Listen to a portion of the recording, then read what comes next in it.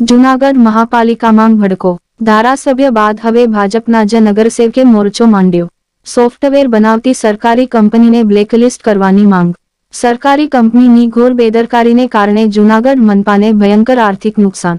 ભાજપના ધારાસભ્ય બાદ હવે ભાજપના જ નગરસેવક અને સ્ટેન્ડિંગ કમિટીના સભ્ય પ્રવીણ વાઘેલાએ વહીવટી તંત્રની શિથિલતા સામે કમિશનરને પત્ર લખી ગંભીર આક્ષેપો કર્યા. સરકારી કંપનીએ તૈયાર કરેલો સોફ્ટવેર તદ્દન નિષ્ફળ હોવાનો આક્ષેપ. જીઆઈપીએલ કંપની દ્વારા બનાવાયેલું ઓનલાઈન પોર્ટલ સાવ ફ્લોપ સાબિત થયું છે. નામ ટ્રાન્સફર અને નવી નોંધણીમાં ભારે ખામીઓ, ઓનલાઈન વેરો ભરવામાં વ્યાપક મુશ્કેલીઓ, જમીન ઇમારત ભાડા, રેવન્યુ લાયસન્સ અને હોર્ડિંગ્સ ભાડાના સોફ્ટવેર બંધ હાલતમાં. લોકોએ માર્ચ મહિનામાં વેરો ભરી દીધો હોવા છતાં ઓનલાઈન પહોંચ જનરેટ થતી નથી.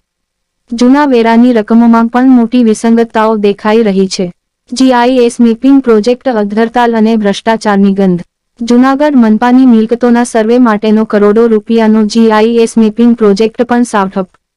કામગીરીમાં સ્થાનિક કોર્પોરેટરોને પણ અંધારામાં રખાયા. અગાઉના ઈ-નગર પોર્ટલ જેવી પારદર્શકતા આ નવી એજન્સીમાં બિલકુલ નથી.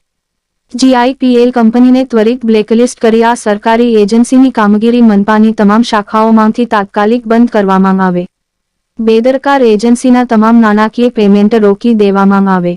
જૂનાગઢની જનતાની સુવિધા માટે અગાઉનું સફળ ઈ-નગર પોર્ટલ ફરીથી કાર્યરત કરવામાં આવે તેવી માંગ.